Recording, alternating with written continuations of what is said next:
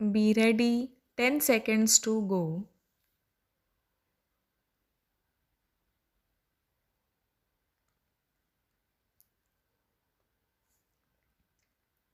Start.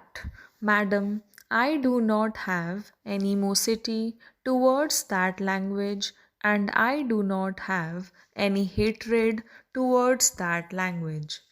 I have got great respect for the Hindi speaking people and for the Hindi language, but I will not give it more love and more respect that I would give to my language.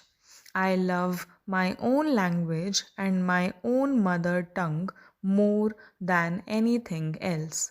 That is the point we are stressing. Is it not a fact that these people get more advantages because of this?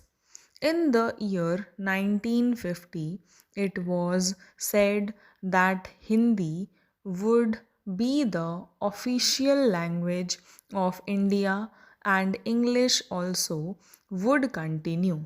Then in 1965, because of the agitation in the south, they extended it for another 10 years, and now they say that Hindi would be the sole official language.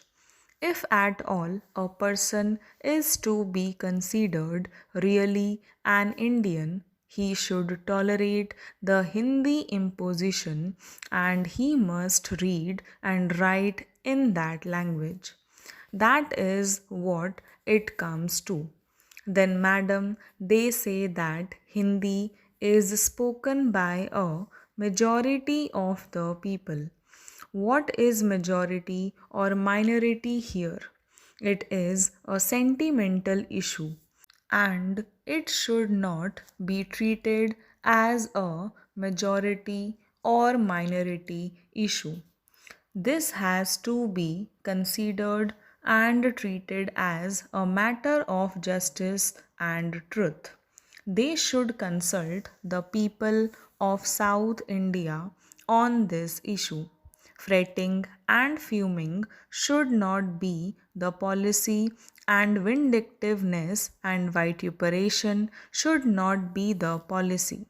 This is the real feeling of the people of the southern part of the country.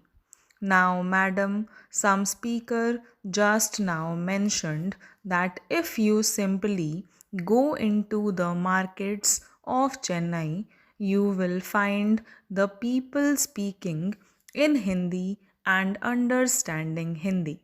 Then I tell you one more thing about the Hindi language. They talk about majority and minority. What is majority? Majority means 51% of the population of this country who are speaking Hindi, but even according to the census report, it was stated that 42% of this country are in a position to understand Hindi. Even among this 42%, there are other groups belonging to the languages like Punjabi, Urdu, etc., as such, and so on. Even among this 42%, everybody is not in a position to understand Hindi at all, even if that percent includes the people scattered all over the country throughout the length and breadth of the country, I can understand. But these people are confined to three or four states only, that is Rajasthan, Madhya Pradesh, Bihar, and Uttar Pradesh.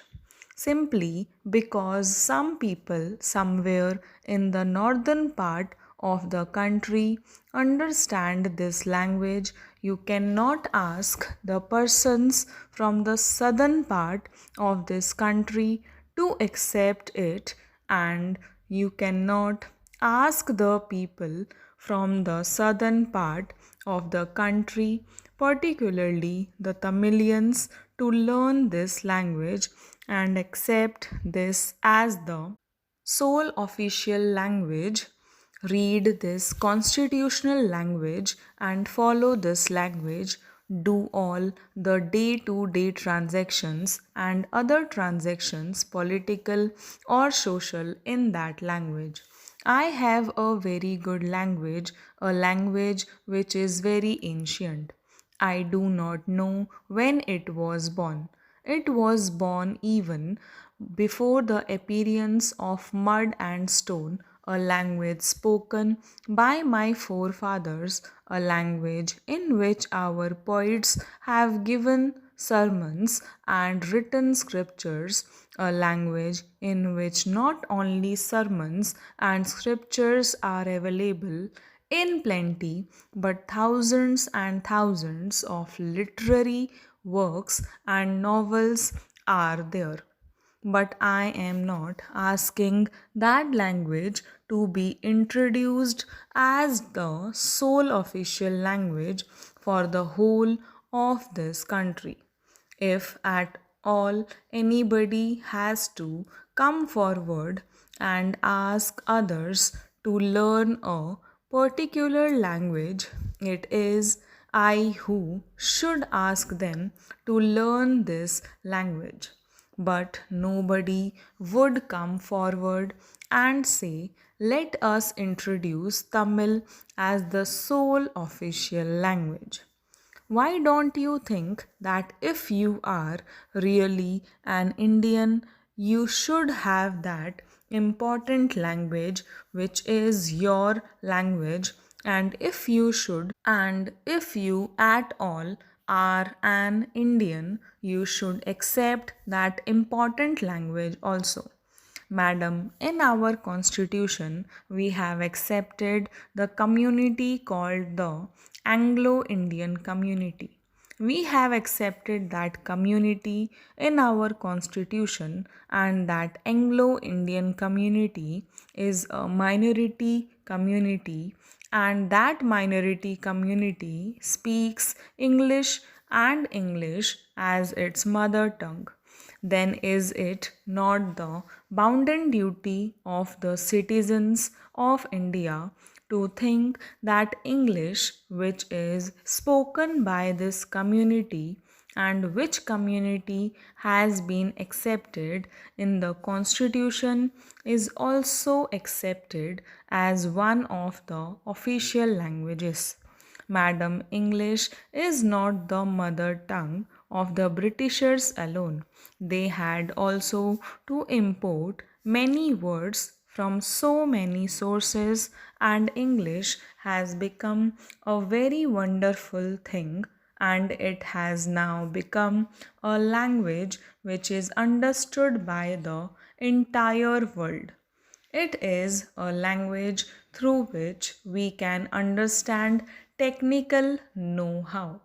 Stop